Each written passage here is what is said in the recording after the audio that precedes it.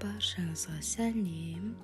Бүгін мен сіздермен дәл осындай красный бархат тортының өте керемет рецептісімен бөлісетін боламын. Бұл өте дәмді, өте күшті болып шықты.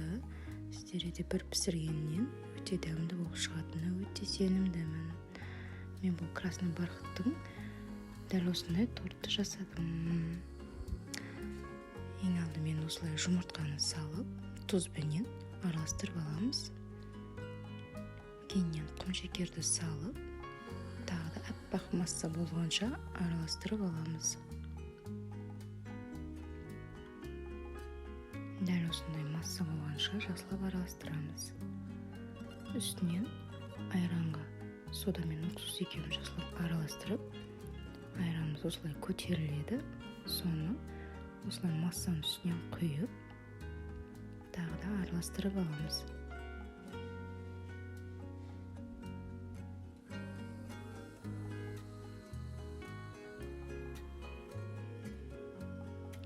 Сұйық майымызды құйып, араластырып аламыз.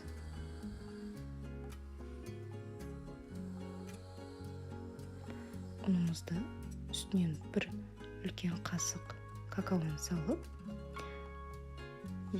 илегіштен жақсылап өткізіп араластырып аламыз.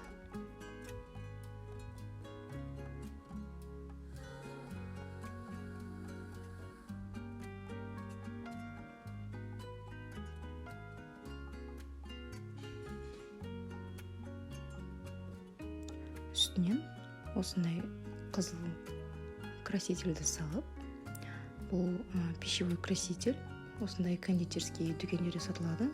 Менде индийский красный краситель болғаннан кейін кішкене ғана қоссаң өте қып-қызыл болып шығады.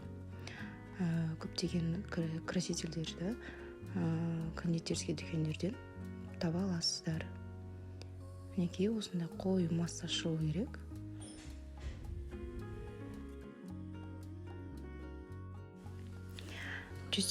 градуста қызып тұрған пеште 35-30 минуттай пісіріп аламыз. Оның піскендігін шпажкамен тексеріп аламыз. Мінекей осындай жұп-жұмсақ, дәмді, әрі өте көлемі биік болып шықты. Дәл осындай жұп-жұмсақ торт болып шықты.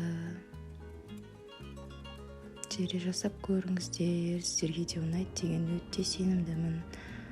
Өте дәмді, өте ерекше красный бархаттың бірі.